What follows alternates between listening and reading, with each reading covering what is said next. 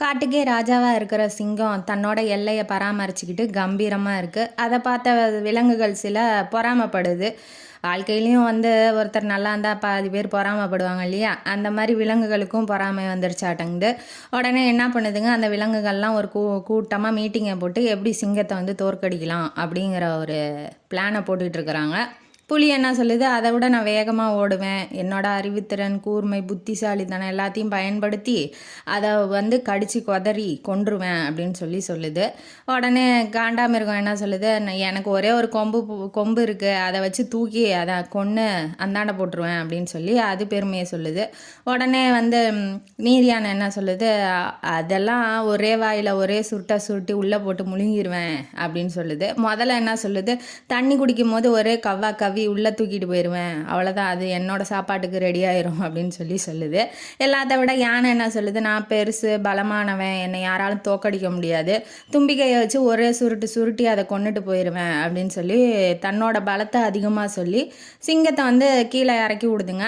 இதை கேட்டுக்கிட்டு இந்த நரி என்ன பண்ணுது, நேராக சிங்கத்தோட குகைக்கு போகுது.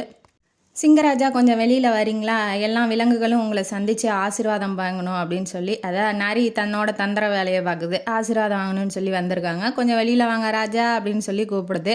உடனே சிங்கமும் நம்பி சரி நம்ம தான் காட்டுக்கே ராஜாவாச்சு அப்படின்னு சொல்லிட்டு வெளியில் வரும்போது எல்லாம் ஒரு பக்கம் அட்டாக் பண்ண ஆரம்பிக்கிறது. புலி ஒரு பக்கம் அட்டாக் பண்ணுது, காண்டாமிருகம், யானை, இந்த முதல்ல எல்லாமே ஒரு பக்கமாக அட்டாக் பண்ணும்போது எல்லாத்துலேயும் கொஞ்சம் கொஞ்சமாக ஸ்லிப்பாகி தப்பிச்சு இன்னைக்கு மேலே நின்னா நம்ம உயிருக்கு ஆபத்துறா அப்படின்னு சொல்லி எல்லாத்தையும் ஒரு பக்கமாக தன்னோட முழு பலத்தை உபயோகித்து ஒவ்வொன்றா தோற்கடிக்க ஆரம்பிக்குது சிங்கம்.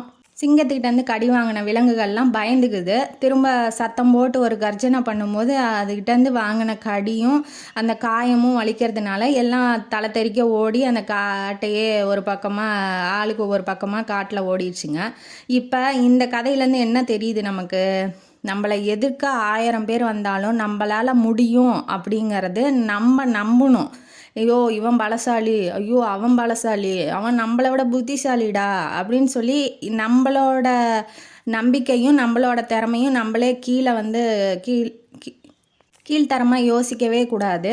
அதே மாதிரி எத்தனை பேர் வந்தாலும் ஐயோ இத்தனை பேரா நம்ம எப்படி சமாளிக்க போகிறோம் அப்படிங்கிற தயக்கமும் இருக்கக்கூடாது. நம்ம திறமை மேலே நம்ம நம்பிக்கை வச்சு முழுசாக நம்ம ஒரு செயலை செய்யும் போது அது கண்டிப்பாக வெற்றி அடையும் அப்படிங்கிறது. சிங்கம் மாதிரி நீங்களும் ஒரு காட்டுக்கே ராஜா ஆகலாம் அப்படிங்கிறது இந்த கதையோட கருத்து. இந்த கதையும் காணொலியும் உங்களுக்கு பிடிச்சிருந்தா லைக் பண்ணுங்கள், ஷேர் பண்ணுங்கள், சப்ஸ்கிரைப் பண்ணுங்கள், கமெண்ட் பாக்ஸில் கமெண்ட் பண்ணுங்கள். நன்றி மக்களே.